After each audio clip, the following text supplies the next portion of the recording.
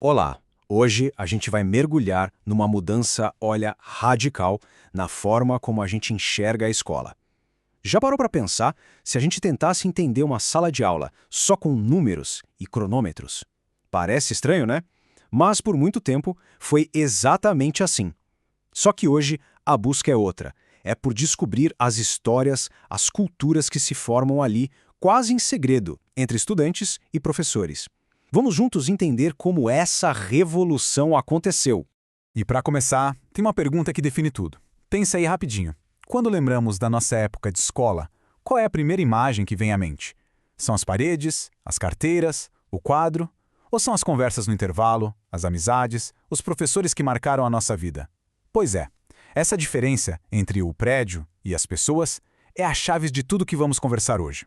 Então, essa pergunta já nos coloca diante de dois caminhos bem diferentes. De um lado, dá para ver a escola como uma máquina, sabe? Uma estrutura com regras e objetivos claros. Do outro, a gente pode ver como um organismo vivo, um verdadeiro ecossistema de relações e de cultura. E olha, o jeito que a gente escolhe olhar muda absolutamente tudo. E aqui o contraste fica muito nítido. De um lado, a escola como instituição. O prédio físico, o organograma, os livros didáticos é aquilo que é formal, mais fácil de medir, né? Do outro lado, a gente tem a escola como ambiente sócio-interativo, uma teia de pessoas, de ideias, de conversas. É o lado humano, super dinâmico e que, por um tempão, foi praticamente invisível para a pesquisa. E por falar nesse tempo, por muitos anos, a pesquisa educacional usou uma lente bem específica para olhar a escola. Era a lente dos números, focada só naquilo que podia ser observado, contado e, claro, medido. Pois é. Até ali pela década de 70, a sala de aula era vista quase como um laboratório. O objetivo principal era medir a eficiência. Os pesquisadores usavam cronômetros, checklists, tudo para registrar cada ação de professores e alunos, buscando padrões de comportamento que pudessem ser, digamos, otimizados. Era a famosa era das análises de interação. O foco era total na eficiência. A base teórica para isso era o behaviorismo, que só se importava com o que podia ser visto e medido. E a meta final? Basicamente, treinar professores para serem mais eficazes, ajustando as técnicas deles como se fossem peças numa grande engrenagem. Mas aí, uma nova palavra entrou em cena e mudou completamente as regras do jogo: cultura. E ela ofereceu um jeito totalmente novo de entender o que de fato acontece dentro de uma escola. E olha, cultura é uma palavra danada de complexa. Como disse o pensador Raymond Williams, é uma das mais difíceis que existem na nossa língua. Porque a gente não está falando só de arte ou de livro, sabe? A gente está falando do jeito de ser de um lugar, das regras que não estão escritas, dos valores que conectam um grupo. E isso é fundamental para a gente entender uma escola. O próprio Williams definiu cultura como o modo de vida global de um grupo. Pensa nisso como se fosse o tecido que conecta tudo. As piadas internas de uma turma, o jeito de falar com os professores, as tradições, é o que dá sentido à experiência de estar naquele lugar específico, naquela comunidade. Para ajudar, o Williams divide essa ideia em 3 dimensões. Ele fala de cultura como um ideal, de perfeição, e como um registro documental de arte e conhecimento. Mas a ideia que virou a chave para a educação foi a terceira: cultura como um modo de vida.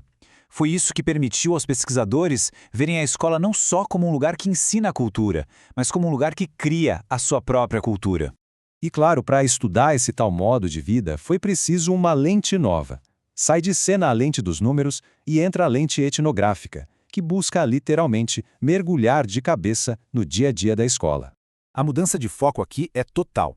A pesquisa antiga, a quantitativa, queria medir resultados. A nova, a etnográfica, quer entender o processo. Em vez de perguntar quão eficaz é este método, ela começa a perguntar o que realmente significa ser aluno ou professor nesta sala de aula.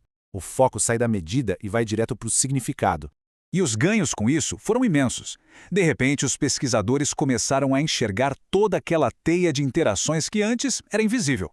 As vozes dos alunos e dos professores, que antes eram ignoradas, passaram a ser o centro da análise. E mais do que isso, nasceu um campo de estudo inteiramente novo, focado na vida real da escola, o que a gente chama hoje de cotidiano escolar. E esse movimento todo ganhou muita força aqui no Brasil, viu?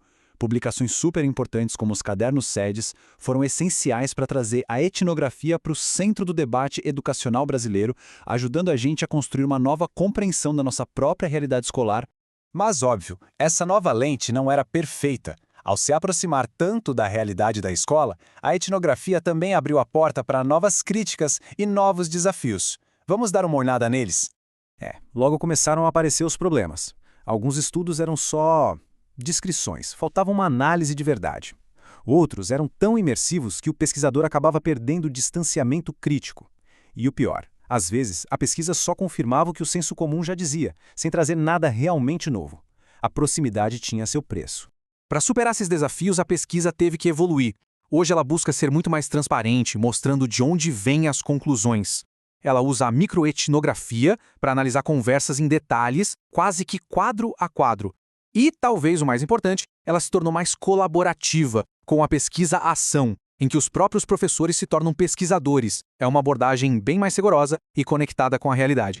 E para a gente fechar, fica uma provocação. Essa mudança de lente nos ensinou que toda escola é um universo de significados, um modo de vida muito particular.